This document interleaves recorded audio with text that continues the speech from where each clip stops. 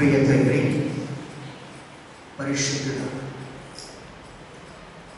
ఈ పరిశుద్ధమైన మాటలతో హృదయాలను పరిశుద్ధపరచి నీ పరిశుద్ధ రాజ్యంలోనికి తీసుకుని వెళ్ళడానికి నీ వాక్యం చేత మమ్మల్ని సిద్ధపరచుచున్న తండ్రి, నీకే వందనాలు, స్తోత్రం. ప్రభువా, ఈ వాక్యం ద్వారా మా హృదయాలు మరింత బలముగా నూతనముగా కట్టబడుటకు ప్రభు నీ ఆత్మ సహాయం కావాలి. నీ సన్నిధి మనం బలమా కావాలి ప్రభు. నీ ఆత్మతో మమ్మల్ని నడిపించి నీ ఘనమైన నామాన్ని మహిమ తెచ్చుకునేడానికి మా హృదయాలలో ప్రభు నీ మాటలు నిలిపి మమ్మల్ని నిత్యము నీ కృపలు భద్రపరిచి నీ ఆశీర్వాదాలు సంపూర్ణంగా మేము అనుభవించడం నీ సహాయం అందించి యేసు నామములో అడిగి వేడుకొచ్చిన ప్రియ పరలోకపు తండ్రి, హల్లెలూయా. సామెతల గ్రంథంలో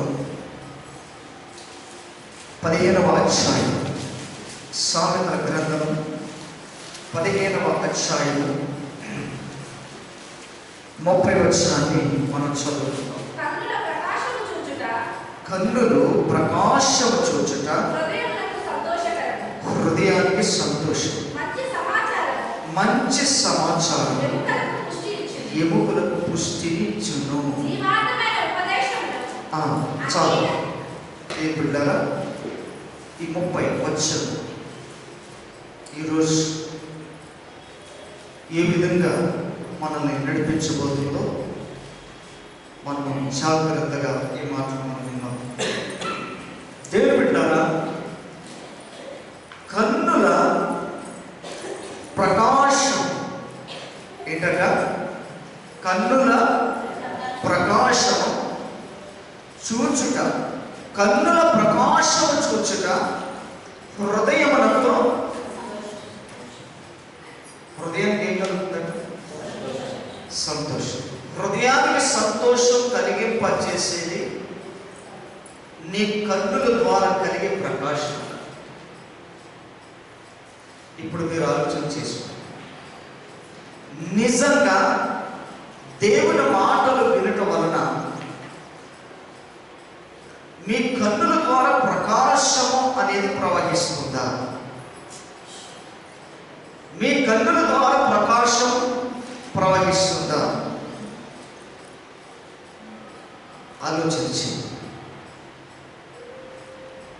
మీ కన్నుల ద్వారా ప్రకాశము ప్రవహిస్తే మన హృదయాలకు ఏం కలుగుతుందట? సంతోషం. చూసారా? మనము విన్నంత మాత్రాన హృదయానికి సంతోషం కలుగుతుంది అని అంటే అది చాలా చాలా తేలికగా మనం అనుకుంటూ ఉంటాం. కానీ మనం విన్నటువంటి ఈ వాక్యము ద్వారా మనకేం కలగాలి? హృదయానికి సంతోషం కలగాలి. సంతోషం కలగాలి అని అంటే ఏం జరగాలి? ఏం జరగాలి? మనం చూస్తున్న కన్ను సందర్భంలో నుండి వెలుగు అనేది ప్రకాశించాలి. అంటే మనం వింటున్న ప్రతి మాట నీ కన్నుల ద్వారా కూడా, నీ కన్నుల ద్వారా కూడా దేవునికి వాక్యం ఏం చేస్తుందట? ప్రకాశింపచేస్తుందట, ప్రకాశింపచేస్తుందట. ఎంత అద్భుతకరమైనటువంటి మాట. మనం వింటున్నాం అనుకుంటాం అంతవరకునే, కానీ విన్నటువంటి మాట ద్వారా మన కన్నుల ద్వారా కూడా ప్రకాశించడం అనేది జరుగుతుందట. అలా ప్రకాశించడం వలన మన హృదయాలు సంతోషపడుతున్నాయి అని వాక్యం సెలవిస్తుంది. దేవుని బిడ్డలు, ఒక వ్యక్తిలో మనం సంతోషం చూడాలనుకుంటాం. వారి కుటుంబంలో ఆనందం చూడాలనుకుంటాం, సమాధానం చూడాలనుకుంటాం. ఇలా చూడాలని ప్రతి తల్లిదండ్రులకు తన బిడ్డల విషయంలో తమ బిడ్డలకు కూడా తమ తల్లిదండ్రులను సంతోషపెట్టాలని కూడా ఉంటుంది. ఇలాగ ప్రతి ఒక్కరికి కూడా దేవుని బిడ్డలారా సంతోషము చూడాలని ఆలోచన కలిగి ఉండడం కాదు. అలా చూడాలంటే దేవుని బిడ్డలారా మనము తప్పనిసరిగా వాక్యము ద్వారానే చూడగలుగుతాము అన్న సంగతిని, సత్యాన్ని ఈరోజు మనం చూడబోతున్నాం. మనము ఒక వ్యక్తిని చూడగానే మనం కనిపెట్టేస్తాం. ఆ యొక్క ఫేస్లో రీడింగ్ ఎట్లా కనపడుతుందంటే, సంతోషంగా ఉన్నాడా, కృంగుదలతో ఉన్నాడా, బాధతో ఉన్నాడా, సమాధానంతో ఉన్నాడు. అది వారి ముఖం చూడగానే తెలుస్తుంది. ఎందుకని ఎక్స్ప్రెస్ చేసేది కళ్ళు, అంతే కదా. ముందు ముఖంలో సంతోషం కనబడాలంటే అది కళ్ళలో పుట్టుకున్నాడు. అర్థమవుతుందా? ఆ ముఖంలో ఆ సంతోషము, ఆనందము చూడలేకపోతున్నామంటే కళ్ళలో ఏముంటది? ఒక కృంగుదల కళ్ళలోనే కనబడుతుంది. ఒక బలహీనత ఉందంటే అది కళ్ళలోనే కనబడుతుంది. ఒక రోగం అనుభవిస్తున్నామంటే అది కళ్ళలోనే కనబడుతుంది. ఏదో ఒక రోగాన్ని బట్టి డాక్టర్ దగ్గరికి వెళ్తే ముందుగా ఏం చూస్తాడు? కళ్ళనే చూస్తాడు. ఎలా తెరిచి చూస్తాడు, తెలిసిపోతుంది వాళ్ళు. కనుక చాలా సింపుల్. మనకి వాక్యాన్ని బట్టి మనం అర్థం చేసుకోగలిగితే, నువ్వు కష్టాల్లో ఉన్నావు, నువ్వు బాధల్లో ఉన్నావు, రోగంలో ఉన్నావు, బలహీనతలో ఉన్నావా, అసమాధానంలో ఉన్నావా, శోధనలో ఉన్నావా, ఏ స్థితిలో ఉన్నావు అని కనిపెట్టడానికి నీ కళ్ళు ఒకటి చాలు. నువ్వు చూసే కళ్ళు చాలు. నిజంగా ఏ బాధ లేదు నాకు, ఏ కష్టం లేదు, ఏ బలహీనత లేదు, ఏ శోధన లేదు అని నువ్వు అనుకున్నప్పుడు దేవుని బిడ్డలారా నీ ముఖము ఎంత తేజస్సుతోనూ సౌందర్యముతోనూ చక్కగా, ఆ ముఖము ఎంత కలకలలాడుతూ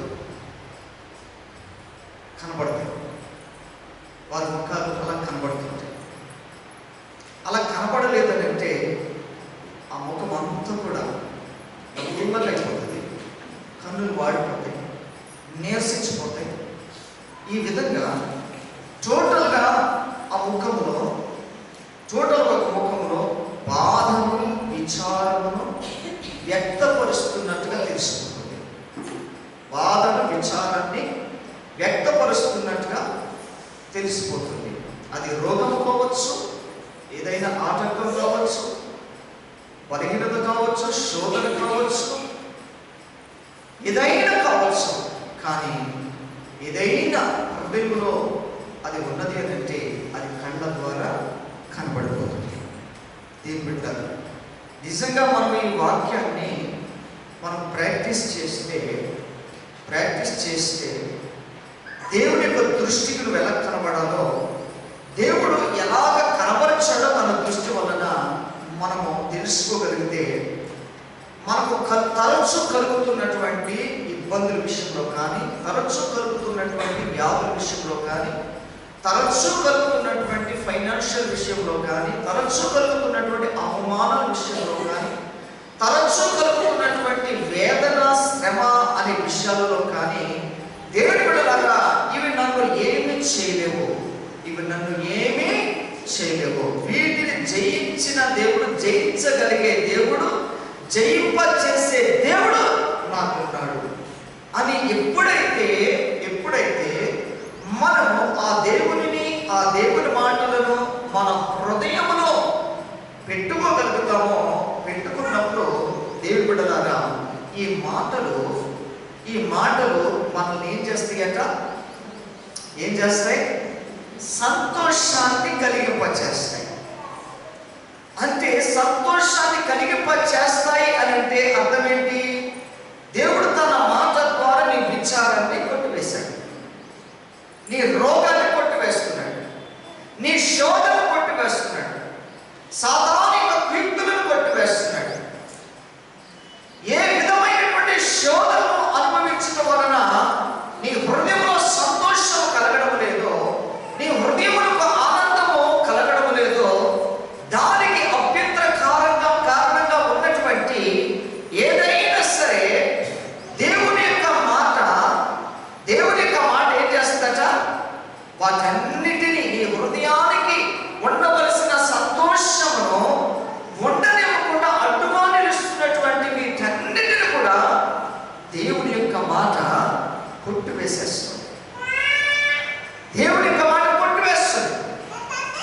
నిజంగా ఆ విధమైనటువంటి ఆలోచన శక్తి మనము కలిగి ఉంటే వాటికి అవకాశం ఇవ్వకుండా మన హృదయంలో నా దేవుడు పెట్టిన సంతోషం ఇంకా మిగిలి ఉంది కనుక ఇవి నన్ను ఏమి చేయలేమన్న సంగతులు నిజంగా గుర్తెరిగితే ఏ మనుష్యుడు ద్వారా వచ్చిన మరి శోధనలే కానీ ఏ వ్యక్తుల ద్వారా వచ్చినటువంటి బలహీనతలే కానీ దానికి చోటుకోకుండా మనం దేనికి చోటు ఇవ్వాలంట?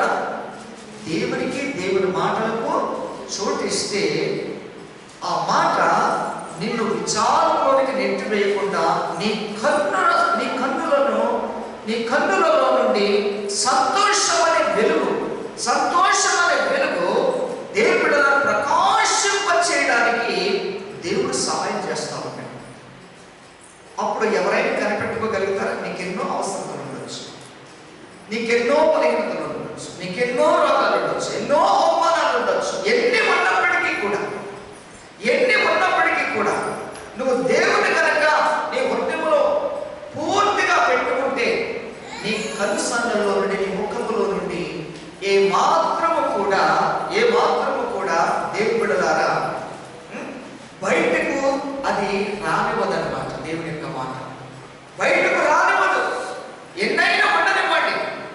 ఉండడం వలన దేవుని బిడ్డలారా విచారాన్ని వ్యక్తపరుస్తున్నంత మాత్రాన, దుఃఖపడుతున్నంత మాత్రాన, నీరసించుకుంటున్నంత మాత్రాన ఏ మాత్రము కూడా దేవుని బిడ్డలారా ఈ హృదయంలో సంతోషాన్ని ఇవ్వలేదు. ఒకరోజు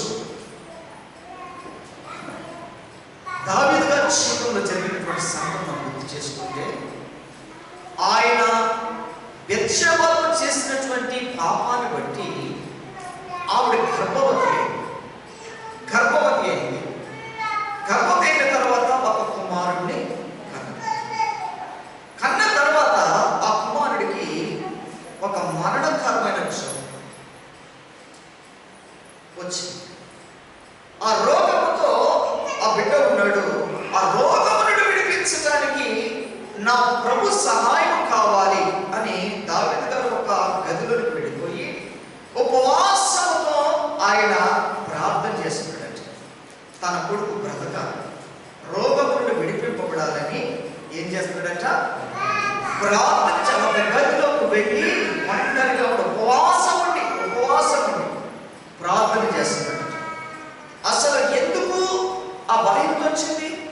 ఎందుకు ఆ రోగం వచ్చింది? ఎందుకు ఆ ఆటంకం వచ్చింది? ఎప్పుడు కూడా ప్రభు సన్నిధితో ఉండే దావీదు, ఎప్పుడు కూడా ప్రభు సన్నిధిలో దేవుని ఆత్మతో నింపబడి సంతోషాన్ని అనుభవించే దావీదు తన నాట్యం చేస్తూ ఎవరు అవమానపరుస్తున్నారో, ఎవరు నవ్వుతున్నారో, ఎవరు హేళన చేస్తున్నారో కూడా గమనించకుండా తన నాట్యంలో దేవుని ఆత్మను పరవశించిపోతూ దేవుని ఆత్మను అనుభవించే అనుభవాలు కలిగినటువంటి దావీదు జీవితంలో ఇటువంటి భయంకరమైనటువంటి సంఘటన ఎదుర్కొంటున్న తరుణంలో దేవుని బిడ్డలారా దేవుని గదిలోనికి వెళ్ళి ఆయన ఉపవాసముతో ప్రార్థన చేస్తున్నాడు. ఎందుకు ప్రార్థన చేస్తున్నాడు? తన కుమారుడిని బ్రతికించుకున్నాడు. కానీ బ్రతికాడా?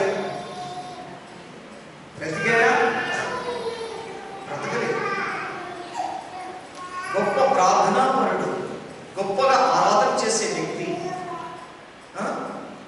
ఎంతో యథార్థవంతుడు అని పిలిపించుకున్నటువంటి వ్యక్తి దావీదు గారు ఉపవాసంతో దినాలు ప్రార్థన చేసిన కుమారుణ్ణి బ్రతికించుకోలేదు. కన్నులు నీరసించిపోయినాయి, విచారం ఎక్కువైపోయింది, వేదన ఎక్కువైపోయింది. ఒక ప్రక్క కుమారుడు మరణ వ్యవస్థలో ఉన్నాడు, భయంకరమైన పరిస్థితిలో ఉన్నారు. దేవుడు అటువంటి తరుణంలో రూపులోకి వెళ్ళి ఉపవాసముతో ప్రార్థన చేస్తున్న సమయంలో బయట వారిని చూస్తే ఆ సిచ్యువేషన్ అర్థమైపోతూ ఉంది. కుమారుడు బ్రతికే పరిస్థితి ఇంకా లేదు, దిగజారిపోతూ ఉంది. స్థితి క్షణానికి దిగజారిపోతూ ఉంది. ప్రమాద అంచులకు వెళ్ళిపోతూ ఉన్నాడు. ఇంకా ఉపవాసం అనుకుంటూ ఇంకా ఎందుకు ప్రార్థన చేస్తున్నాడు? రా వచ్చి భోజనం చేయి అని తన వారు దేవుడులారా దావీదు గారిని బ్రతిమలాడుతున్నగానో నేను భోజనం చేయను అని చెప్పి తన గదిలోకి వెళ్ళి ప్రార్థన చేస్తా ఉన్నాడు. అయినా సరే తన కుమారుడిని బ్రతికించుకోలేకపోయాడు. కుమారుడు చనిపోయాడు అన్న వార్త విన్న తర్వాత వచ్చి తల స్నానం చేసి అప్పుడు ఉపవాసం ముగించేసుకొని భోజనం చేయడం అనేది జరిగింది. ఆలోచన చేయడం దేవుడు తను చేసిన పాపానికి కలుగుతున్నటువంటి అక్కడ పరిణామాలు చాలా భయంకరంగా ఉన్నాయి. కానీ తన కుమారుడు బ్రతికించుకోవడానికి పడుతున్నటువంటి ప్రయాసం కూడా ఎక్కువగానే ఉంది. ఈ ప్రయాసంలో తన శరీరంలో బలహీనపరుచుకుంటున్నాడు. తన హృదయం కృంగుదలతో నింపబడిపోయింది, వేదన దుఃఖముతో నింపబడిపోయింది. అయినా సరే ఆ పాపము అనే దానిని దేవుడు తీసివేసే వరకు తన ప్రార్థనను ఆలకించలేదు. తన ప్రార్థనకు జవాబును ఇవ్వలేదు. ఎప్పుడైతే ఆ పాపాన్ని దేవుడు తీసివేసిన తర్వాత ఆ ప్రార్థన ముగించేసుకుని ఉపవాసం ముగించేసుకొని తలారా స్నానం చేసి అప్పుడు తన కడుపు నిండా భోజనం చేశాడు. ఇంకా బ్రతకలేనటువంటి కుమారుడు గురించి ఇంకా ఏమాత్రం కూడా ఆలోచన పెట్టలేదు. దేవుని బిడ్డలకు ఆలోచన వచ్చింది.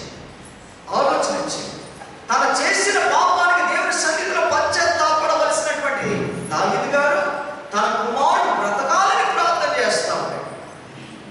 కానీ దేవుడు మాత్రం అది యాక్సెప్ట్ చేయలేదు, ఒప్పుకోరు.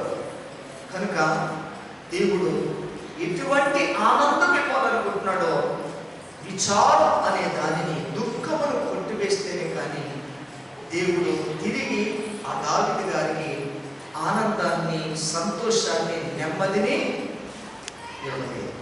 ఆలోచించి మన ప్రయాసం కూడా అలాగే ఒక ప్రక్కన పాపము అలాగే ఉంటుంది, ఒక ప్రక్కన మన ఉపవాసం నుండి మనం ప్రార్థన చేస్తూ ఉంటాం. కానీ ఈ ప్రయాసం ఎక్కువైపోతుంది, వీక్నెస్ ఎక్కువైపోతుంది, బలహీనత ఎక్కువైపోతుంది, శోధన ఎక్కువైపోతుంది.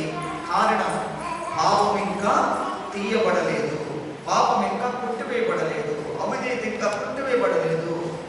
కాబట్టి ఒప్పుకోవలసిన ఇంకా కొట్టివేయబడలేదు. కనుక దేవుడులారా నీ ముఖ సౌందర్యంలో నుండి, నీ కన్న సన్నంలో నుండి వెలుగు ప్రకాశించవలసినటువంటి నీ ప్రార్థన ఎప్పుడు కూడా ఎలా ఉండాలి? నువ్వు ఉపవాసం ఉన్నా కానీ నీ కన్ను సన్నంలో వెలుగు ప్రకాశించాలి. అది ప్రార్థన శక్తి. ఆ ఉపవాసంతో నీ హృదయము పట్టణజాలనంత సంతోషం వ్యక్తం కావాలి. అది ఉపవాసం ద్వారా వచ్చే ప్రతిఫలం. ఒక ప్రక్కన విడిపింపబడాలని, ఒక ప్రక్కన స్వస్థత పొందాలని, ఒక ప్రక్కన బ్రతికించుకోవాలని, ఒక ప్రక్క పాపమును పెట్టుకొని ఇంకొక ప్రక్క ఉపవాసం నుండి ప్రార్థన చేస్తూ ఉంటే దేవుడులారా దేవుడు ఆ ప్రార్థన వినలేదన్న సంగతి క్లియర్గా మనకు అర్థమవుతుంది. దాని ప్రత్యేకంగా దాన్ని మన డెఫినేషన్లో మనం ఎత్తకాల్సిన అవసరం. కాబట్టి ముందు మన కన్న సన్నంలో నుండి మన ప్రార్థన తగిన ప్రతిఫలము ప్రకాశించింది. ఆ ప్రకాశం నా హృదయానికి సంతోషాన్ని ఇచ్చింది అని చెప్పగలగడానికి నీ ముఖమే, నీ ముఖ సౌందర్యమే, నీ ముఖంలో ఉన్న జీవమే, నీ కళ్ళలో ఉన్న జీవమే, నీ ముఖంలో ఉన్న వెలిగే దానికి సాక్షి. అది రావాలి బయటికి, అది రావాలి. అప్పుడే నీ హృదయానికి సంతోషము కలుగుతుంది. ఆమేన్, హల్లెలూయా. కనుక నీ కన్నుల ప్రకాశము చూచుట హృదయమును నీ హృదయానికి సంతోషకరమంట. చూసారా, నీ హృదయంలో సంతోషం ఉందని ఎదుటి వారికి అర్థం కావాలంటే ముందు నీ కళ్ళల్లో నుండి చూడాలి. ఆ కళ్ళల్లో నుండి ఏం బయటకు రావాలి? ప్రకాశం బయటకు రావాలి. దేవుని యొక్క వెలుగు, దేవుని యొక్క ప్రభావం, దేవుని యొక్క శక్తి నీ కళ్ళల్లో నుండి రావాలి. నువ్వు ప్రత్యేకంగా నువ్వు చెప్పాల్సిన అవసరం లేదు. నిన్ను చూడంగానే దేవుని యొక్క వెలుగు ఎదుటి వారిని తాకేటట్టు ఉండాలి, ఎదుటి వారిని ఆకర్షించుకునేటట్టు ఉండాలి. ఎట్లా అంటే నేను రక్షింపబడిన కొత్తలో ఇటువంటి ఎక్స్పీరియన్స్ నేను చూశాను. ఎట్లానంటే నేను రక్షింపబడిన మా ఆత్మీయ తల్లి రఘుమాణిక్యం గారు, ఆవిడ నేను మొట్టమొదటిగా చూసినప్పుడు దేవుడిలాగా నేను రానంటే రానన్నా నా సాకటి, నేను చర్చకు రాను, ప్రార్థనకు రాను, నాకు ఏ భక్తి నాకు అవసరం లేదు, నాకు తెలుసు అనుకుంటూ భీష్మించి కూర్చున్నటువంటి నన్ను దేవుడు కొన్ని రకాలైనటువంటి పరీక్ష పెట్టి దేవుడి సన్నిధి నడిపించిన దినాల్లో దేవుడి ద్వారా ఆవిడ ఉపవాసం మీద ఉపవాసం ఉండి ప్రార్థన చేస్తూ ఆమె కనబడిందంటే నాకు తెలీదు అంత ప్రభావము అటువంటి వార్తలు ఉంటుందన్న సంగతి. నేను మొట్టమొదటిగా చూసినప్పుడు ఆమె ముఖ సౌందర్యంలో ఒక చెప్పలేనటువంటి ఆకర్షణ, ఒక చెప్పలేనటువంటి దేవుడిలాగా ఒక ప్రకాశం నేను మొట్టమొదటిగా చూశాను. ఒకసారి చూసిన తర్వాత ఆమెను దేవుడిలాగా నేను హృదయపూర్వకంగా ప్రేమించకుండా ఉండలేకపోయాను. ఆవిడ ఖచ్చితమైనటువంటి సేవకురాలు, ఖచ్చితమైన సాక్ష్యం కలిగినటువంటి ఎన్నో శ్రమల నుండి, ఎన్నో అడుగులు తట్టుకొని, ఎన్నో దెబ్బలు తట్టుకొని, వీధులలో తరమబడుతున్నటువంటి, పట్టబడుతున్నటువంటి, రక్తాలు కాలిపోతున్నటువంటి, కాల్చినటువంటి ఆ గొప్ప సేవకురాలు సాక్ష్యం నేను విన్నప్పుడు ఎంత త్యాగం ప్రభుత్వం అనిపించింది. ఆమె ముఖం చూడగానే ఎవరైనా సరే లోబడకుండా ఉండలేదు, ఆకర్షింపబడకుండా ఉండలేదు. ఆవిడ చెయ్యి మా తల మీద వేసి పంపిస్తేనే కానీ మేము ఇంటికి వెళ్ళేవాడు కాదు, నేను ఇంటికి వెళ్ళేవాడు కాదు. దేవుడిలా అలాగా చిన్న ఎంత వయసులో ఉన్నవాడైనా కౌకిట్లోకి తీసుకునేటట్టుగా అంత ప్రేమ నేను ఆ సేవకురాలు నేను చూశాను.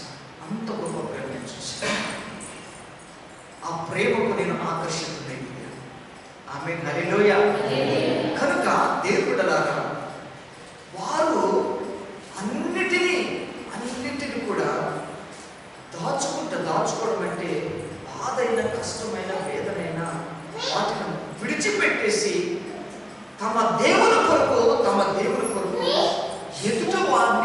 ఎదుటి వారిని సంపాదించుకోవడానికి, ఎదుటి వారిని బలపరచడానికి, ఎదుటి వారికి దేవుని పరిచయం చేయడానికి, దేవుని పంచడానికి దేవుడిలా వారు బాధలు, కష్టాలు అన్నిటిని కూడా పక్కన పెట్టేసి ఎవరిని బయలుపరుస్తారు? దేవుని ఆత్మను, దేవుని యొక్క సన్నిధిని వారి కళ్ళల్లో నుండి, వారి ముఖములో నుండి అలాగా ఆకర్షించుకునే విధంగా దేవుడు అట్లా పెట్టేస్తాడనమాట. కనుక దేవుడు అది నేను అనుభవించాను కనుక మీకు నేను చెప్తున్నాను. మనమందరం కూడా యేసుక్రీస్తు ప్రభుల వారు కూడా అంతే. సామాన్యంగా చూసే వారికి ఆయన సామాన్యమైన మనుషుడుగానే కనపడ్డాడు. ఆయనను దేవుడు కుమారుడుగా చూసే ప్రతి ఒక్కరికి పరలోకములో నా కొరకు పంపబడిన రక్షకుడు అనుకునే వారికి, ఎన్నో సంవత్సరాలుగా ప్రవచనం నెరవేర్పు కొరకు పంపబడుతున్నాడు అని ఎదురు చూసే మెస్సయ్య ఇదేనని ఎరిగినటువంటి వారికి ఎవరు ఆ దృష్టితో చూసినా వారి దృష్టికి ఆయన ఒక ప్రత్యేకమైన ఆకర్షకుడిగా కనబడ్డాడు. ఆయన ముఖము, ఆయన దృష్టి ఎవరిని ఆకర్షించినా, ఎవరి మీద నిలిచినా ఏ ఒక్కరు కూడా దూరం కాదు, ఏ ఒక్కరు విడిచిపెట్టలేదు, ఏ ఒక్కరు కూడా ఆయన విడిచి ఉండడానికి ఇష్టపడేవారు కాదు. ఆయన ఎక్కడున్నాడో తెలుసుకుని వెతుక్కుంటూ మరి వెళ్ళిపోయేవారు. ఆయన ఎక్కడ ప్రకటిస్తున్నాడు, ఎక్కడ సంచరిస్తున్నాడు, ఆయన ఏ గ్రామంలో ఉన్నాడు, ఏ పట్టణంలో ఉన్నాడు, ఏ దేశంలో ఉన్నాడు అని తెలుసుకొని గుంపులుగా ఆ దేవుడిని వెతుక్కుంటూ వెళ్ళిపోయేవారు. ప్రసన్న వెళ్ళిన వారు ఎవరండి? నిజంగా ఆయన కన దృష్టిలో ఉన్న ప్రకాశం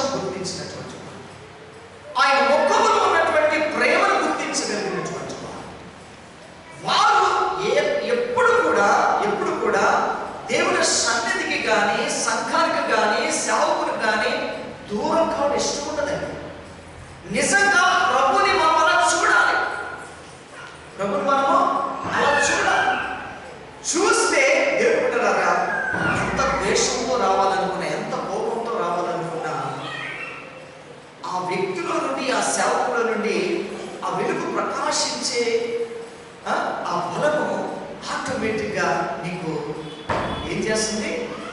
మార్పును కలిగించేస్తుంది అనమాట. అలా లోపరుచుకుంటుంది. అంత గొప్పతనం ఉంది ఆయన కళ్ళల్లో ఉన్నటువంటి ప్రకాశం, ఆయన ముఖంలో ఉన్నటువంటి ప్రేమ, అంత ఆకర్షణీయమైనటువంటి ప్రేమ అన్నమాట. అదే విధంగా ఉంటారు కొంతమంది వచ్చారు ఆయన దగ్గరికి. ఎవరనంటే ఆయనను తప్పులు, ఆయన గురించి తప్పులు పట్టుకోవడానికి, తప్పుగా మాట్లాడడానికి, శిక్షించడానికి, ఆయన పలికే ప్రతి మాటను హేళన చేయడానికి, దేవుడులారా ఆయన శిక్షించడానికి ఎదురు చూసే గుంపు కూడా ఉన్నారు. శాస్త్రులు, పరిశీలు. వారి దృష్టికి ఎందుకు కనబడలేకపోయాడు ఆయన? ఎందుకు కనబడలేదు? వారు చూసే విధానాలు, వారి ఆలోచనలు, వారు వచ్చే తలంపులు, వారు అనుసరిస్తున్న పద్ధతులు. కనుక వారు అటువంటి తలంపులు, ఆలోచనలతో ఆయన దగ్గరకు వచ్చారు కనుక ఆయన కన్నుల్లో ప్రకాశిస్తున్నటువంటి ఆ వెలుగే కానీ, ఆ ప్రకాశమే కానీ వారు కనుగొనలేకపోయారు. ఆయన ముఖంలో ఉన్నటువంటి ప్రేమను వారు కనుగొనలేకపోయారు. దేవుని బిడ్డలారా, దేవుడు ఈరోజు మనల్ని ప్రశ్న వేస్తున్నాడు. ఏమనంటే, ఇన్ని సంవత్సరాల నుండి ప్రభువు మనం వెంబడిస్తున్నాం, వాక్యాన్ని ధ్యానం చేస్తున్నాం, ప్రార్థన చేస్తున్నాం. దేవుని బిడ్డలారా, ప్రభు యొక్క కను దృష్టికి, ప్రభు మాటకు, ప్రభు నేను తాకినటువంటి విధానం అనేక సార్లు కూడా ఉంటుండగా ఎన్నోసార్లు నిన్ను ఒప్పించుంటుండగా, బలపరిచింటుండగా, స్వస్థపరిచింటుండగా ఇంకా ఇంకా ఇంకా శాస్త్రులు, పరిసయ్యుల వలె ఆయనను పరీక్షించే విధంగా, ఆయనను ఇంకా కనిపెట్టే విధంగా మన హృదయాలు అదే విధమైనటువంటి నడిపింపుతో వెంబడించే స్థితిలో ఉంటే మనము కూడా ఎలా ఉన్నామో తెలుసా? ఆయన కను దృష్టిలో నుండి వచ్చే ప్రకాశము మన మీదకి రావడం లేదన్నమాట. ఆయన ముఖంలో ఉన్నటువంటి ప్రేమ మనల్ని తాకడం లేదన్నమాట. ఎవరికి ఎలా జరుగుతాయి అని అంటే, నిజంగా ఆయనను ఒప్పుకున్నటువంటి, ఆయన మాటను అంగీకరించినటువంటి వారు ఎవరైనా సరే, ఆ శాస్త్రులు, పరిసయ్యుల వలె వెంబడిస్తూ ఎవరు ఉన్నా కానీ ఎన్నడూ ఆయన కను దృష్టికి ఆకర్షింపబడరన్నమాట. ఎన్నడూ ఆయన ముఖంలో ఉన్న ప్రేమకు ఆకర్షింపబడరన్నమాట. కనుక వారు ఎంతకాలము చూసినా దేవుడిలాగా వారు స్వస్థత పొందలేని, బాగుపడలేని, బలపడలేని, దేవుని ఆత్మ అనుభవించలేని స్థితిలో మిగిలిపోతున్నారు తప్ప ఆయన కను దృష్టిలో, ఆయన ప్రేమలో విలీనం కాలేనటువంటి స్థితిలో ఉండిపోతూ ఉన్నారు. కనుక ఆయన కను దృష్టిలో వచ్చినటువంటి ఆ ప్రకాశములకు ఎవరైతే ఆకర్షింపబడతారో, ఆకర్షింపబడిన వారందరూ హృదయాలు ఏ విధంగా నింపబడతాయంట? సంతోషంతో నింపబడతాయంట. సంతోషంతో నింపబడతాయంట. మన హృదయాలు కూడా అదే విధంగా సంతోషంతో నింపబడాలి అని అంటే మన వాక్యాన్ని చూసే విధానంలో మార్పు రావాలి. వాక్యమును చదివే విధానంలో మార్పు రావాలి. మన వాక్యము వినే విధానంలో మార్పు రావాలి. అక్కడే తేడాలు ఉంటాయి కాబట్టి, అక్కడే సమస్య అనేది ఉన్నది కనుక ఆ వాక్యములో నుండి కలిగే వెలుగును, ఆ వాక్యములో నుండి ఆకర్షించుకునే ప్రేమను, ఆ వాక్యము నుండి కలిగే సమాధానమును మనం పొందుకోలేకపోతున్నామంటే కారణాలు మనకు తెలిసిపోతున్నాయి. ఎక్కడ మనం నిర్లక్ష్య పెడుతున్నాం, ఎక్కడ మనము సామాన్యంగా లేకపోతే సర్వసాధారణంగా అల్పమైన విశ్వాసంతో మనం ఈ మాటలు వింటున్నామో, చేర్చుకుంటున్నామో ఇక్కడ అర్థమైపోతుంది. అందుకని ఎదుగుదల లేక, బలము లేక, బలంగా నిలబడలేనటువంటి పరిస్థితులు, బలహీనతలు ఉంటున్నాయంటే ఇప్పటికీ కూడా దేవుని బిడ్డలాగా మనం ఆలోచన చేయాలి. మనం చూసే విధానంలో, చదివే విధానంలో, వినే విధానంలో, వెంబడించే విధానంలో మార్పులు రాకుండా నువ్వు ఎంత కాలం శాస్త్రుల పరిశీలన వలె తప్పులు పట్టడానికి ఎందుకు చేయడు, ఎందుకు తాకడు, ఎందుకు సహాయం చేయడు, ఎందుకు స్వస్థపరచడు, ఎందుకు నాకు గొడవ తీర్చడు, ఎందుకు నాకు అలసత తీర్చడు, అందుకే కదా నేను ప్రభుని వెంబడి అనే ప్రశ్నలు నీలో ఉన్నంత కాలం ఆ ప్రశ్నలు వేగముగా గురైపోతావు తప్ప ఆ దేవుని కనుసన్నలో వచ్చి ఆ ప్రకాశానికి నువ్వెప్పుడు కూడా ఆకర్షితుడు కాదు. కనుక ప్రమాదం అనేది ఎక్కడ సమస్యగా ఉందో అనేది దేవుని బిడ్డలారా మనం ఆలోచన చెయ్యాలి. ఆమేన్. హల్లెలూయా, హల్లెలూయా. మంచి సమాచారం ఎముకలకు, చూసారు, మంచి సమాచారం దేనికి పుష్టినిస్తుందట? ఈ రోజు కూర్చుంటామని చాలా కష్టమైన లేస్తే కూర్చుంటే లేదు. చిన్న వయసులో 60 దాటిన వాళ్ళు కంటే కామన్గా అవి వస్తాయి. ఈరోజు 40 సంవత్సరాల లోపల కూడా మోకాళ్ళ నొప్పులు అంటున్నారు, ఎముకల నొప్పులు అంటున్నారు. అంటే వాతావరణం కావచ్చు, లేకపోతే వాళ్ళ వల్ల కావచ్చు, ఎన్నో కారణాలు ఉన్నాయనుకోండి. అయినా సరే దేవుడు మనకంటే సిటీలో ఉన్న వాళ్ళకంటే గ్రామంలో వెళ్తే ఎంత ఫాస్ట్గా పరిగెడతారు, ఎంత ఫాస్ట్గా కూర్చొని వేస్తారు. ఇదేంటి ఇలా దిగట్టు ఎవరైనా ఈ మొక్కలు సపోర్ట్ అని తీసుకోవాలి, అంతగా లేదంటే మనిషి సపోర్ట్ తీసుకోలేదు. కాబట్టి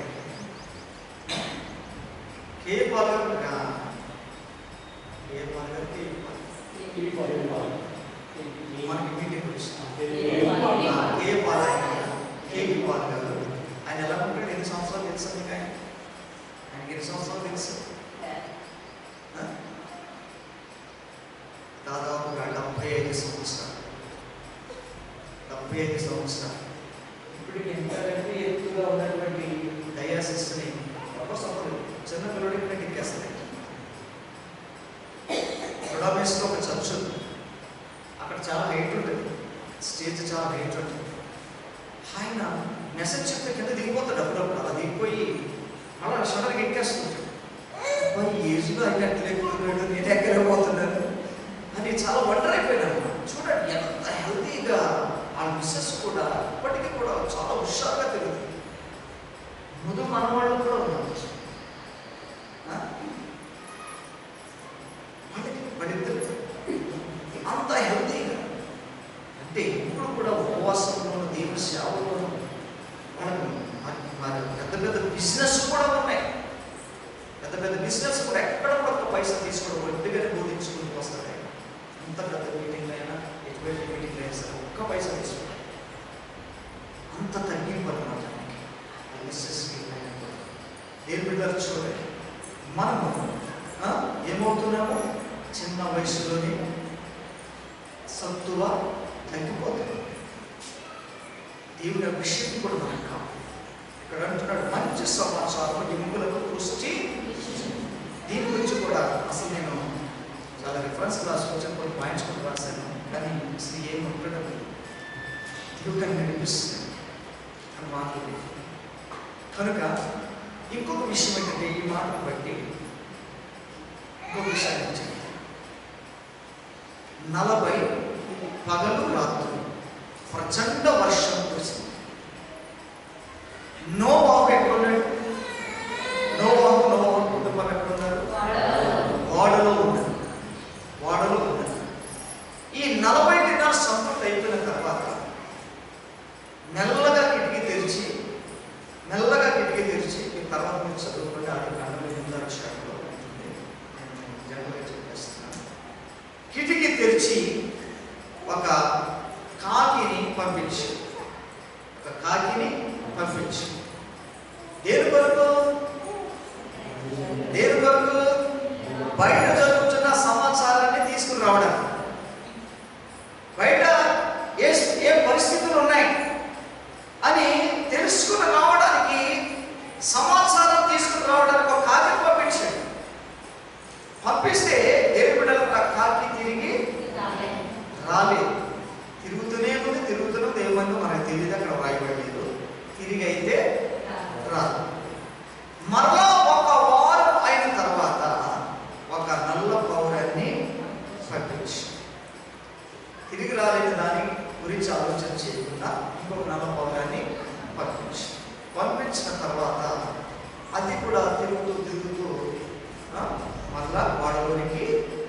వచ్చేసింది, ఓడలోనికి తిరిగి వచ్చేసింది. అంటే దానికి ఆనవాలు ఏమి కూడా తీసుకురాలి, దానికి ఆనవాలు ఏమి కూడా తీసుకురాలి. మరలా ఒక వారం దాటిన తర్వాత మరలా ఒక నల్ల పౌరాన్ని మళ్ళా పంపించిన తర్వాత అది కూడా బాగా తిరిగి ఒలీవ మొక్కను నోటకు ఖర్చుకొని తీసుకురావచ్చు. ఒక ఆనవం, ఒక సమాచారం తీసుకుని ఓడలోనికి ప్రవేశించేసింది. తీసుకుని వచ్చిన తర్వాత ఆ సమాచారం బట్టి నోవాకు ఒక అంచనాలు వచ్చేసి, మనము ఇంకా ఓడలోని బయటకు వచ్చే సమయము దగ్గర పడుతుంది అని తెలుసుకున్నటువంటి నోవా వారం తర్వాత మరలా ఇంకొక పౌరాన్ని పంపించిన తర్వాత పూర్తిగా నేలంతా ఎండిపోయింది.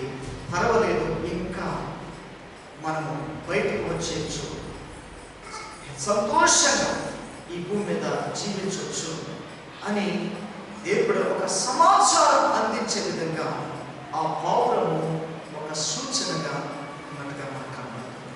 అంటే అన్ని దినాలు ఆ ఓడలో ప్రయాణం చేసినటువంటి నోవాహు యొక్క కుటుంబము తిరిగి అంటే సాధారణమైన జీవితం జీవించడానికి ఒక సమాచారం అవసరమైంది. ఆ సమాచారము దేని ద్వారా తెలుసుకోగలిగాడు? ఒక పౌరము ద్వారా తెలుసుకోగలిగాడండి. తెలుసుకొని తన యొక్క జీవనాన్ని కొనసాగించడానికి దేవుడు ద్వారా ఆ ఓడలో నుండి వారితో పాటు ఉన్నటువంటి అన్ని జంతువులే కానీ పక్షులే కానీ అన్నిటిని కూడా తిరిగి సామాన్యముగా జీవించడానికి ఆ సమాచారం అనేది వారికి దేవుడు ఆ విధంగా కల్పించినట్టుగా మనం చూస్తున్నాం. అంటే మనం ఇక్కడ తెలుసుకోవాల్సినటువంటి విషయం ఏంటంటే, దేవుడులారా వారి ఓడలో ప్రయాణం చేసినప్పుడు కావలసిన ఆహారం ఉంది. ఎన్ని దినాలు ఆ యొక్క ఓడలో నుండి ప్రయాణం చేయాలో ప్రయాణంకు కావలసినటువంటి ఆహార వస్తువులన్నీ కూడా ముందుగానే సమకూర్చుకోమని దేవుడు ముందుగానే చెప్పేశాడు. వారు సరిపడిగా ఆహారం భుజించుకుంటూ వచ్చారు. ఏ కొలువ లేదు. కానీ దేవుడు ఇప్పుడు భూమి మీదకి వచ్చేస్తే అప్పుడు జరగవలసింది ఏంటి? ఆ ఓడలో ఉన్నటువంటి ఆహార పదార్థాల కంటే కూడా దేవుడు ఈ భూమి మీద దొరికే వస్తువులు ద్వారా పూర్తిగా అనుభవించడానికి, స్వేచ్ఛగా అనుభవించడానికి గతంలో ప్రారంభంలో ఎంత స్వేచ్ఛకరమైనటువంటి జీవితము వారు జీవించారో అటువంటి జీవితము కొనసాగించడానికి, తిరిగి పొందుకోవడానికి దేవుడు ద్వారా వారు ఆ ఓడలో నుండి వారు బయటికి రావడానికి దేవుడు ఒక పౌరం ద్వారా సమాచారం అనే దానిని వాడుకున్నాడు అన్నమాట. అంటే వారు కావలసినటువంటి శక్తి కంటే కూడా రెట్టింపు శక్తిని పొందుకోవడానికి దేవుడు ఈ భూమి మీద ఏ రకమైనటువంటి ఆహారములను వారికి కల్పించాడో వాటిని సమృద్ధిగా సంతోషంగా వాటిని అనుభవించడానికి దేవుడు వారికి స్వాతంత్రతను ఇచ్చాడు. ఇప్పుడు సరిపెట్టుకుని తినవలసిన అవసరం ఇంకా లేదు. ఈ రోజుకి ఇదే సరిపెట్టుకోవాలి. 40 దినాలు మనము బ్రతకాలి కాబట్టి బ్రతికి మనం ఈ వాడలో తిరిగి యథాప్రకారంగా మనం జీవించాలంటే భూమి మీదకి రావాలి కనుక అది జరిగే వరకు మనకున్నటువంటి ఆహార వస్తువులను ఏం చేసుకోవాలి? జాగ్రత్తగా వాడుకోవాలి. అంటే ఒక లిమిటెడ్గా బ్రతికినటువంటి పరిస్థితులు, అటువంటి పరిస్థితుల్లో నుండి దేవుడు ఏం చేశాడు? అన్లిమిటెడ్ సమృద్ధిగా, స్వతంత్రంగా, స్వేచ్ఛగా బ్రతకడానికి దేవుడు ఆ సమాచారాన్ని అందివ్వగా దేవుడు వారు వారి జీవితాన్ని, ఒక క్రొత్త జీవితాన్ని వారు జీవించడానికి దేవుడు వారికి సహాయం చేశాడు. దేవుని బిడ్డలను ఆలోచించి ఇంతవరకు మనము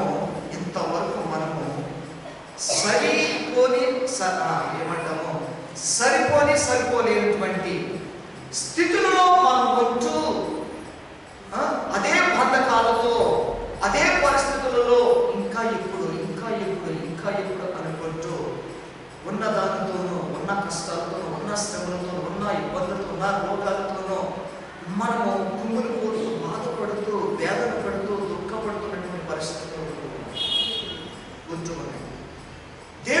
దేవుడు అంతటితోనే ఆపేస్తాడని మీరు అనుకోకండి. అదే సరిపెట్టుకోమంటాడని మీరు అనుకోకండి. అదే నీకు జీవితకాలం అంతా అని దేవుడు నిన్ను విడిచిపెట్టేస్తాడని మీరు అనుకోకండి.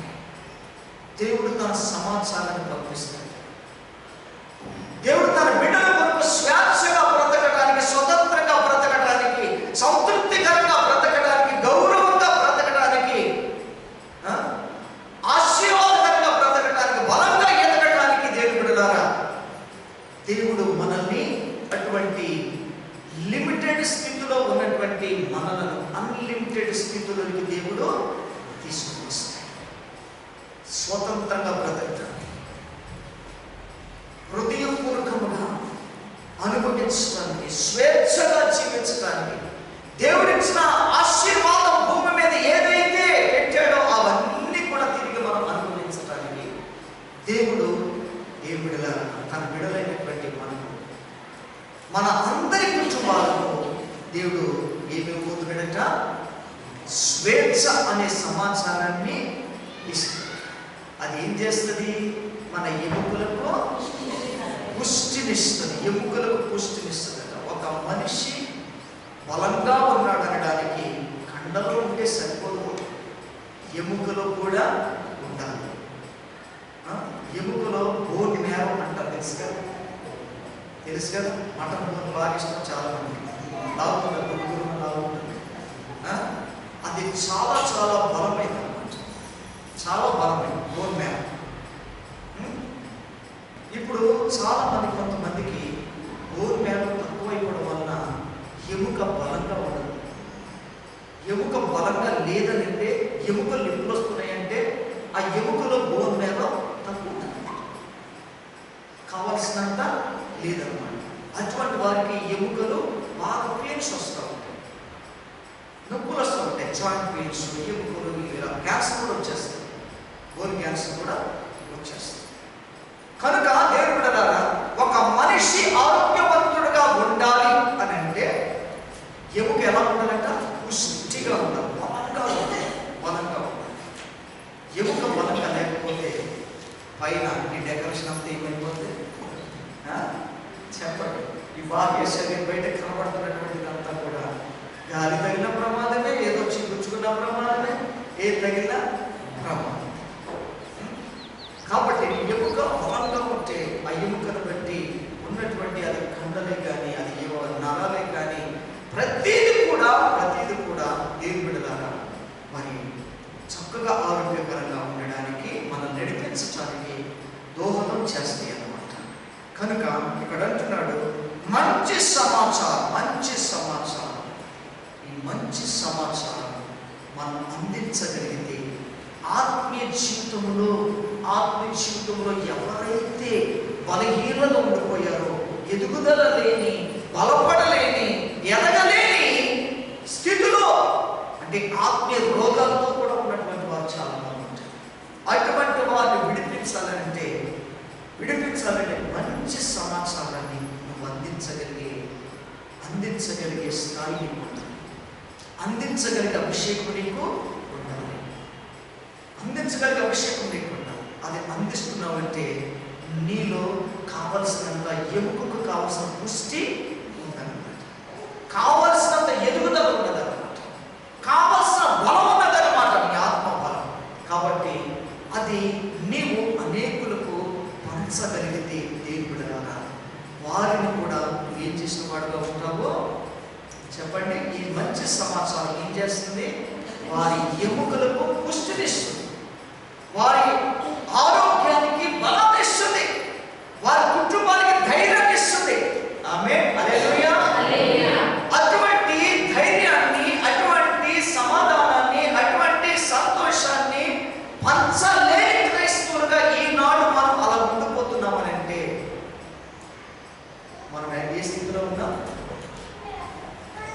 ఎండిన స్థితిలో, ఎండిన స్థితిలో. అందుకనే ఎస్కేల్లో ప్రవక్తతో దేవుడు ఏమంటాడంటే, ఎస్కేల్ గ్రంథంలో 37 అధ్యాయంలో తర్వాత చదువుకోండి, ఒక ఎముకల గుహలోనికి తీసుకుపోయి అక్కడ చూపిస్తాడు.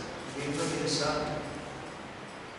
అదేంటో తెలుసా అంటే, ప్రభువా నీకే తెలుసు. చాలా తెలివైన పాత ప్రవక్తలందరూ చాలా తెలివైన, ఏం చెప్పితే ఏమవుతుందో నీకే తెలుసు కదా ప్రభువా అంటే, నీకే తెలుసు కదా ప్రభువా. ఎండిన ఎముకలు, ఎండిన ఎముకలు చూపిస్తున్నాడు. ఇప్పుడు ఏం చేయాలి? మనకి ఏమైనా అర్థమవుతా అలా చూపిస్తే? ఏమైనా అర్థమవుతా? దేవుడు చాలా గొప్పవాడండి. అసలు ఒక మాట నేర్పించడానికి, బుద్ధి నేర్పించడానికి, వివేకం నేర్పించడానికి, ఆయన ఎట్టువాడో తెలుసుకోవడానికి, ఆయన బలమేంటో మనం ఎరగడానికి ముందుగా కొన్ని కంటికి కనబడే వాటి విషయాన్ని చూపిస్తాడు. కొన్నిసార్లు మనకు అర్థం కాదు. ఆ దర్శనాలు, ఆ కళలు మనకు అర్థం కావు. వాటి యొక్క మర్మాలు మనం తెలుసుకోవాలంటే ప్రభు చూపించినప్పుడు మనము కూడా ఏమనాలి? ప్రభా ఇది చూపించో, అది నీకు తెలుసు కదా, అది ఇంటి ప్రభు అని అడగాలి. ఇది చూపించో, నాకు తెలియట్లేదు, నీకే తెలుసు కదా ప్రభు, అది ఏంటని అడగాలి. అడిగితే అప్పుడు దేవుడు కరెక్ట్గా సమాధానం ఇస్తాడు, కరెక్ట్గా జవాబు ఇస్తాడనమాట. అది మర్మాలు మనకు తెలియదు కదా. ఇర్మియాను కూడా కుమ్మరోడు దగ్గరికి నడిపించాడు. ఆ దగ్గరికి వెళ్తే ఫోటోలు చేసుకుంటా ఉన్నాడు. ఎందుక్కడ నడిపించాడు అని ఆయన అనుకుంటూ ఉండొచ్చు, కానీ ఎన్ని విషయాలను అక్కడ నేర్పించాడు ఇర్మియాకి, ఎన్ని విషయాలు నేర్పించాడు. మళ్ళా వాటికి నేను వెళ్ళను. దేవుని బిడ్డలకు చూడండి, మంచి సమాచారం ఏం చేస్తుందట? ఎముకలకు పుష్టినిస్తాడు. నీ ఆత్మీయ శరీరానికి బలాన్నిస్తుంది. నీ ఆత్మీయ శరీరం బలాన్నిస్తుంది. ఆ ఎండిన ఎముకలను చూపించి దానికి ఆజ్ఞాపించుకున్నాడు దేవుడు. ఎవరితో చెప్పాడు? ప్రవక్త అయిన యేసయ్యకి చెప్పాడు. వాటిని ఆజ్ఞాపిస్తే ఎండిన దానితో, ఎండినదిగా కనబడుతున్నది ఏదైనా సరే జీవము పొందుకుంటాయి, జీవం పొందుకోగలుగుతాయి. చూసారు ఎంత గొప్ప మాట అది, ఎంత గొప్ప మాట అంటే దేవుని నోట పలికే ఆ సమాచారము దేవుని బిడ్డలారా ఎంత గొప్పదని అంటే మనకి ఇక్కడ తెలిసిపోతుంది. ఒక ఎండని ఎముకలకు ఆ యొక్క కుప్ప దగ్గరికి తీసుకెళ్ళి వాటికి ఆజ్ఞాపిస్తే అది జీవంతో లేచేయట, శరీరమును పొదిగాడు. అసలు ఒక మనిషి చనిపోయిన తర్వాత పాతి పెట్టబడితే కొన్ని సంవత్సరాల తర్వాత అదే స్థలంలో ఎవడని పాతి పెట్టాలనుకో, నువ్వు ఎక్కడ ఎవరు పాతి పెట్టా నీకు తెలుస్తుందా? ఎవడెవరికేంటో నీకు తెలుస్తుందా? చెప్పండి. మనోడు మనకే తెలియదు, మనోడు మనకే తెలియదు, మనం గుర్తుపట్టలేము. దేని బిడ్డలారా, ఈరోజు పోలీసు వాళ్ళు కూడా ఇన్వెస్టిగేషన్ చేసి పట్టుకోవాలంటే కొన్ని వస్తువులు దొరుకుతాయి కదా, అవి కూడా పట్టుకోలేరు. ఆధారాలు ఉండాలి. అవన్నీ మనకి దొరుకుతాయి కానీ మనం ఏంటో చెప్పలేము. కానీ దేవుడికి ఏం అవసరం లేదు. ఆయన మాట ఆజ్ఞాపిస్తే చాలు, ఎవడైనా ఎక్కడో ఆయన తెలుసు. అన్నిట్లో కలిసిపోయినా టక ఏ ఎముక దగ్గరకు ఏ ఎముక రావాలో అవి వచ్చేసి ఒకదానికొకటి అతుక్కుపోయి జీవముతో నిండిపోయింది. మాంసము దానికి ఒదిగిపోబడింది. దేవుడు అంత గొప్ప దేవుడు అన్నమాట. అయ్యో ఇది పనికిరాదు కదా, ఇది మనకు ఉపయోగపడదు కదా అని మనం అనుకుంటూ తక్కువ అంచనాలతో. కానీ నువ్వేది పనికిరాదు అనుకుంటావు, ఇది ఏది నీకు అవసరం కాదని అనుకుంటావు, దానిలో నుండి దేవుడు జీవమును పుట్టించగలడు. ఏం చేస్తాడు దేవుడు? జీవమును పుట్టిస్తాడు, అద్భుతములు చేస్తాడు, ఆశ్చర్యకార్యములు చేస్తాడు. నువ్వు అనుకుంటూ ఉండవచ్చు, అయ్యో ఇక నా పరిస్థితి అయిపోయింది, నా శరీరం అయిపోయింది, నా ఎముకలు ఇలా అయిపోయింది, ఇక నాకు ఏ ఆరోగ్యం కలుగుతుంది, నాకు ఇంకే సొంతం కలుగుతుంది, నాకు ఇంకేం బలం కలుగుతుంది, ఇంకా నేను నడవగలుగుతానా, ఇంకా నేను దేవుని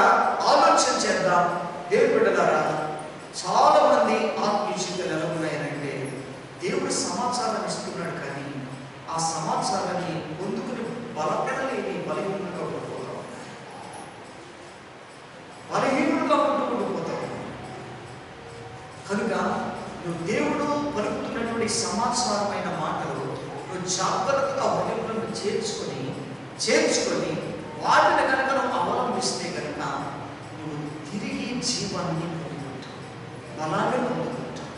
నీ సహజీవనాన్ని లేకపోతే నీవు గతంలో ఏ ఆలోచనతో బలపడాలని, ఎదగాలని, గౌరవం సంపాదించుకోవాలని, సాధారణ స్థితిలోకి రావాలని నువ్వు కనిపెడుతున్నావు. ఆ స్థితిలోనికి దేవుడు ఈ సమాచారం ద్వారా మనల్ని తిరిగి నడిపిస్తాడు, బలపరుస్తాడు. ఆమేన్, హల్లెలూయా. కనుక దేవుడులారా మనమందరం కూడా ఈ సమాచారాన్ని మనము విడిచిపెట్టకుండా ఆ సమాచారం ద్వారా మన ఆత్మీయ జీవితాలు నీరసించిపోయిన స్థితిలో ఉంటే, బలహీనపడిన స్థితిలో ఉంటే, ప్రభు కొరకు విశ్వాసంతో స్థిరంగా ఉండలేని పరిస్థితుల్లో మనం ఉంటే, తిరిగి ఈ సమాచారం ద్వారా బలంగా నిలబెట్టడానికి, బలంగా నడిపించడానికి, బలంగా ఎదగడానికి పరిశుద్ధాత్మ దేవుడు మనందరి జీవితంలో చేయబోతున్నాడు. ఆమేన్, హల్లెలూయా. కనుక దేవుడులారా మనమందరం కూడా, నేను ఎటువంటి రిఫరెన్స్ నేను చూపించలేదు, సమయం ఇప్పటికే 1:30 దగ్గరగా వస్తుంది. కనుక ఒకటి మనం గుర్తుంచుకోవాల్సింది ఏంటి?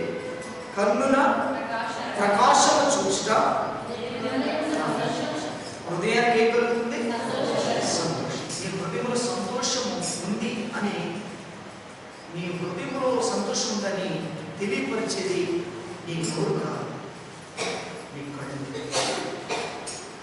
కళ్ళు. ఆ కళ్ళులో నుండి జీవం అనేది కనబడాలి. ఆ కళ్ళలో వెలుగు బయటకు, నీ ఆ ముఖములో నుండి దేవుడికి ప్రేమ బయటకు రావాలి.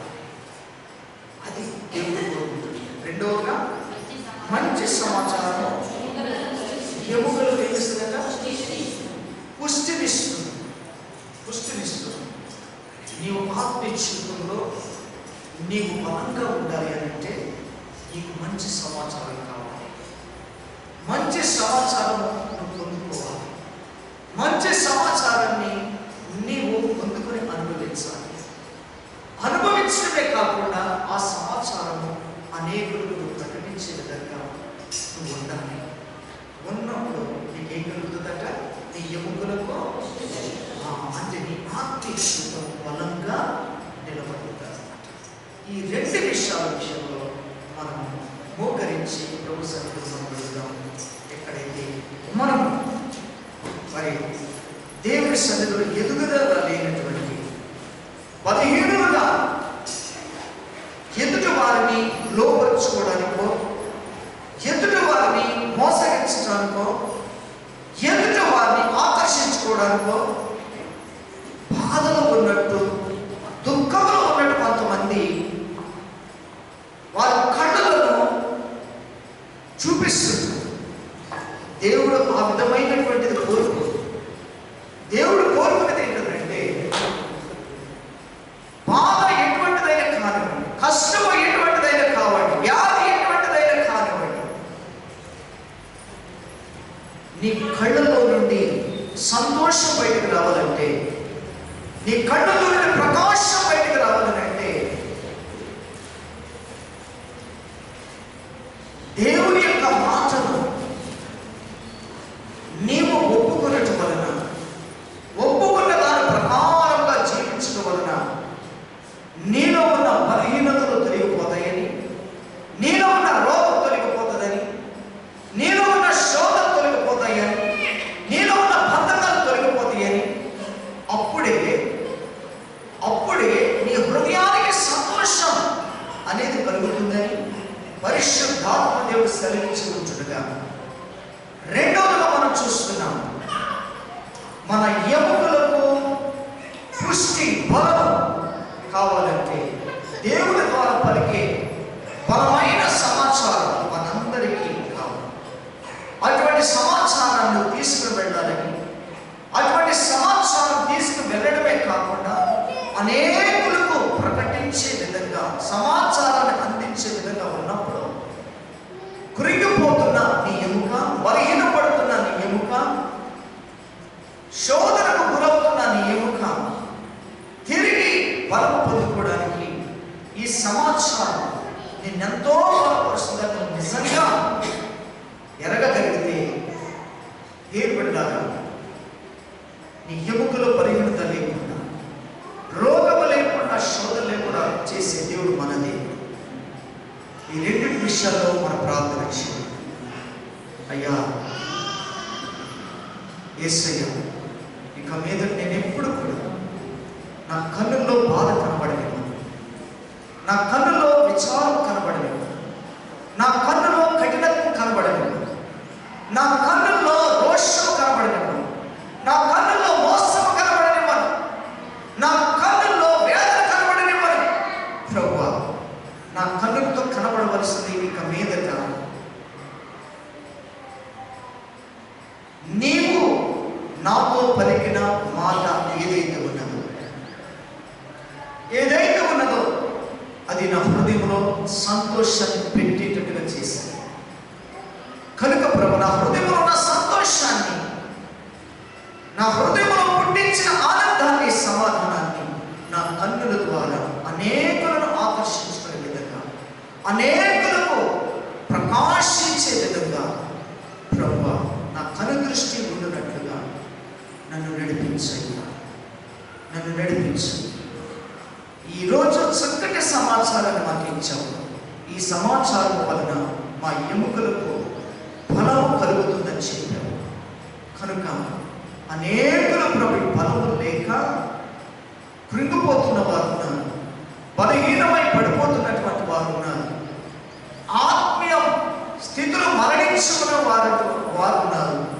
కనుక ప్రభువా యేసయ్య, ఈ మంచి సమాచారం ఎండిన స్థితిలో ఉన్న మా ఎముకలకు, కృంగిపోతున్న మా ఎముకలకు, బలహీనపడుతున్న మా ఎముకలకు ఒక సత్తువుగా, ఆరోగ్యకరంగా, పుష్టికరంగా ఉండేటట్టుగా నీ మాట ప్రభా ప్రతి ఎముకలో, ఇక్కడ కూడిన ప్రతి బిడ్డ ఎముకలో నీ శక్తి ప్రవహించునుగాక, నీ బలము ప్రవహించునుగాక, నీ అభిషేకం ప్రవహించునుగాక, నీవిచ్చు ఆరోగ్యం ప్రవహించునుగాక, నీ కనుదృష్టిలో ఉన్నటువంటి బలము ఈ బిడ్డల కనుదృష్టి నుండి ప్రవహించునుగాక, ప్రకాశించునుగాక, అనేకులు ఆకర్షించబడునుగాక. Thank you Jesus, thank you Jesus. యేసయ్యానికి వందనాలు. బిడ్డలు ప్రార్థిస్తూ ఉంటాడు కదా, బిడ్డల ప్రార్థనలన్నిటి కూడా మీరు అంగీకరించి ప్రతిఫలం దయచేయండి. యేసయ్య నామములో వేడుకొంచున్నాను, ప్రియపడుతున్నాను.